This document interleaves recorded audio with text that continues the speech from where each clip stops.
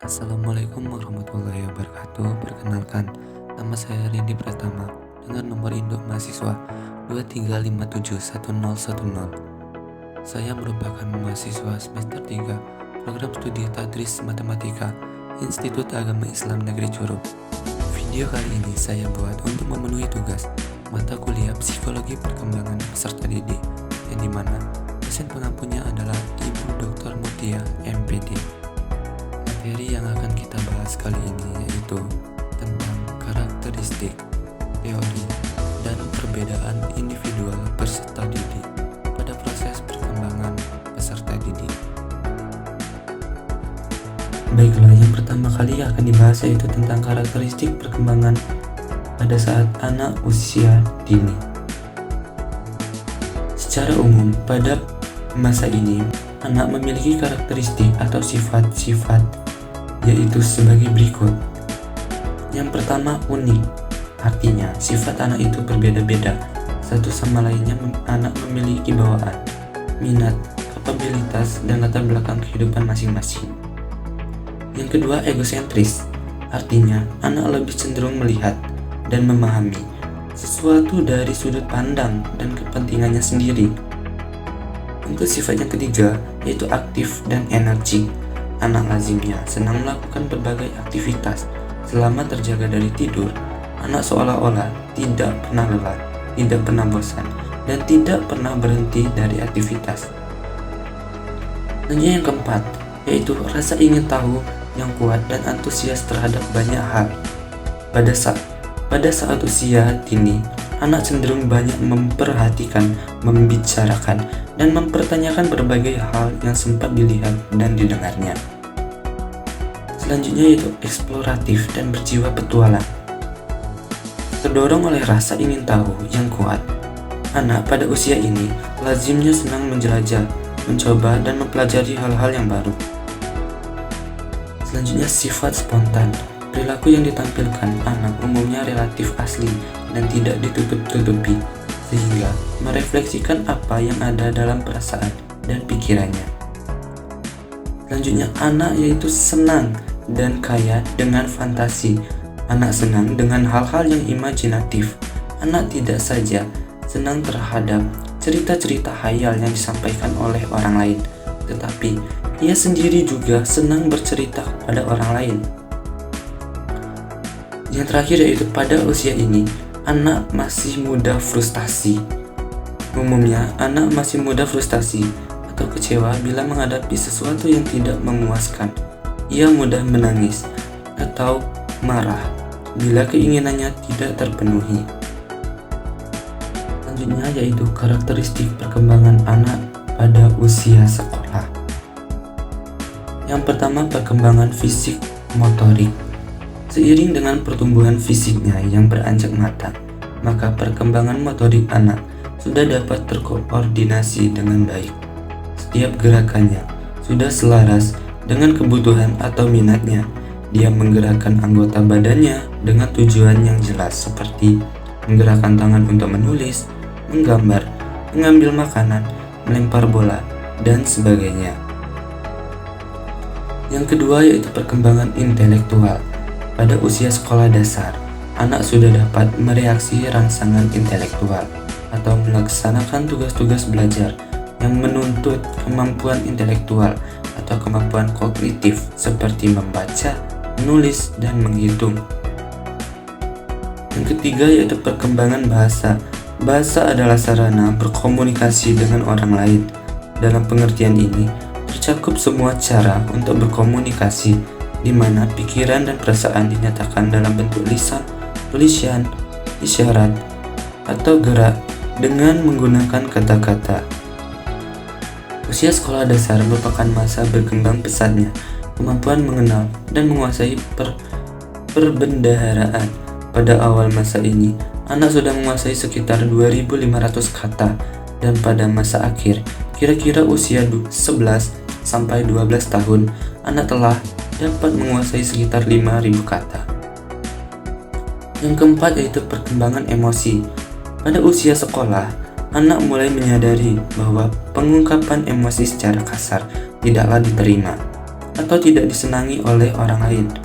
Oleh karena itu, dia mulai belajar untuk mengendalikan dan mengontrol ekspresi emosinya. Yang kelima, ada perkembangan sosial. Maksud dari perkembangan sosial ini yaitu pencapaian kematangan dalam hubungan atau interaksi sosial. Dapat juga diartikan sebagai proses belajar untuk menyesuaikan diri dengan norma-norma kelompok, tradisi, dan moral agama. Selanjutnya, yang keenam, ada perkembangan kesadaran beragama. Kepercayaan anak kepada Tuhan pada usia ini bukanlah keyakinan hasil pemikiran, akan tetapi merupakan sikap emosi yang berhubungan erat dengan kebutuhan jiwa dan kasih sayang dan perlindungan. Berikutnya yaitu karakteristik anak pada usia remaja. Yang pertama ada perkembangan fisik. Masa remaja yang diawali dengan pubertas adalah masa kematangan fisik yang sangat cepat, yang meliputi aspek hormonal dan perubahan fisik. Yang kedua, perkembangan kognitif. Perkembangan kognitif adalah perkembangan kemampuan kapasitas individu untuk memanipulasi dan mengingat informasi. Yang ketiga, ada perkembangan identitas diri. Perkembangan identitas diri remaja yang sehat dan mencegah terjadinya kebingungan identitas, maka pihak orang tua di lingkungan keluarga, guru di lingkungan sekolah, dan orang dewasa lainnya di lingkungan masyarakat. Yang keempat, ada perkembangan emosi. Meskipun pada usia remaja, kemampuan kognitifnya telah berkembang dengan baik, yang memungkinkan untuk dapat mengatasi stres atau fluktuasi emosi secara efektif.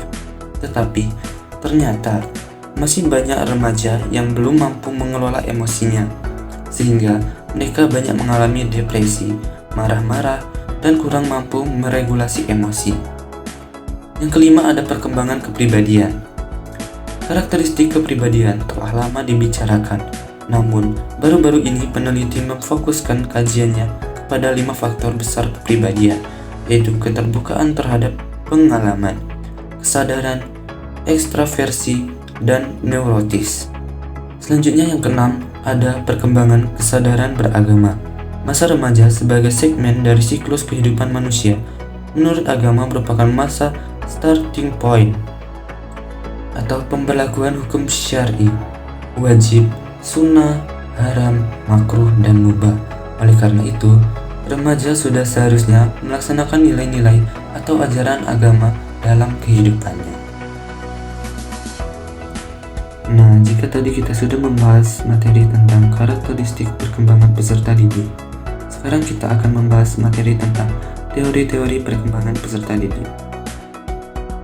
Di sini ada beberapa teori untuk perkembangan peserta didik. Yang pertama ada environmentalisme, yang kedua ada naturalisme, yang ketiga ada etologis, yang keempat ada perkembangan kognitif, yang kelima ada perkembangan moral, dan yang keenam ada pengodisian klasik. Nah, untuk yang pertama yaitu teori environmentalisme.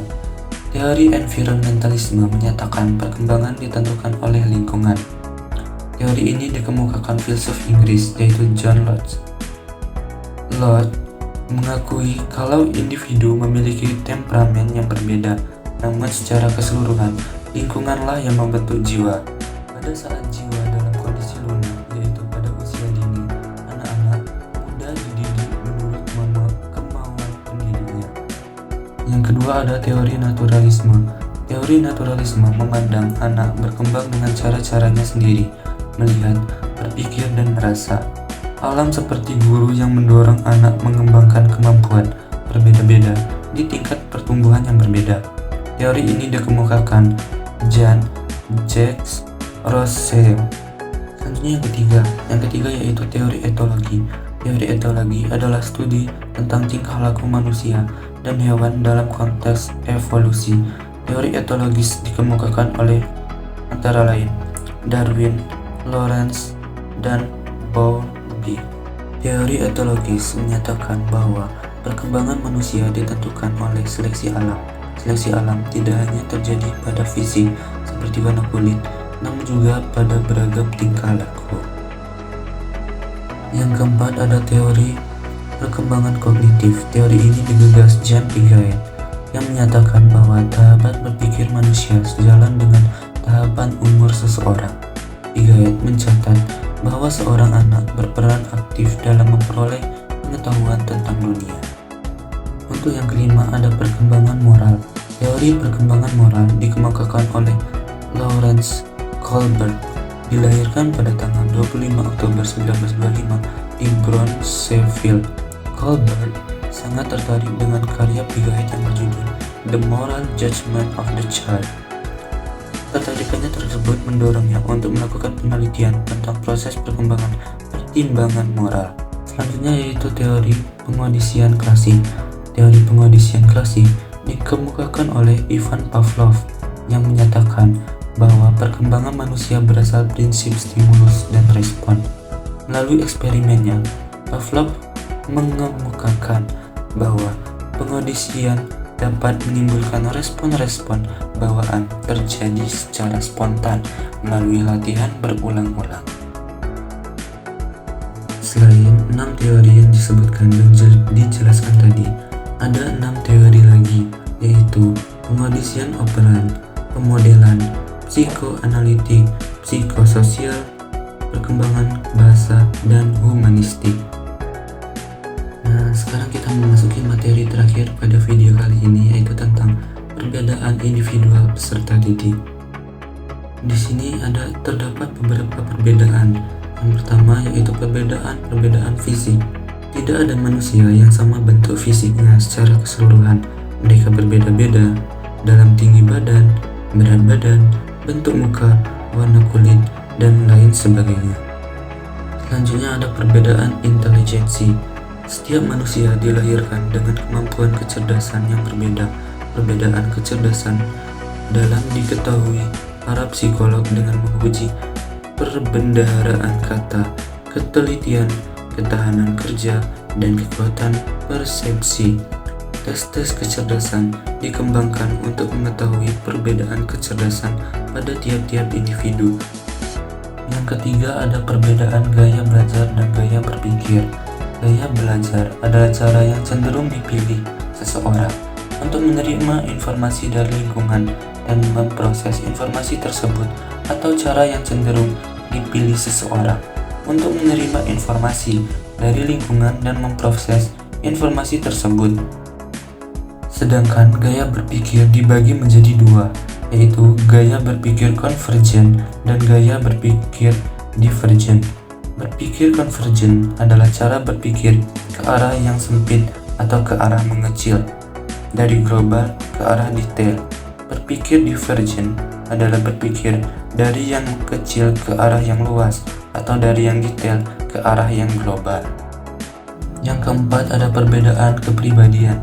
Kepribadian adalah cara seseorang yang bersifat khas dalam beradaptasi dengan lingkungannya.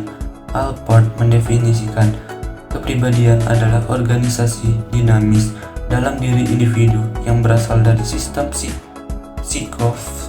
psikis yang menentukan keunikan seseorang beradaptasi dengan lingkungannya. Dan yang terakhir ada perbedaan temperamen. Temperamen adalah gaya perilaku seseorang dan caranya yang khas dalam menanggapi atau merespon sesuatu. Mungkin itu saja materi yang dapat saya sampaikan pada video kali ini. Terima kasih untuk teman-teman yang sudah menonton. Wassalamualaikum warahmatullahi wabarakatuh.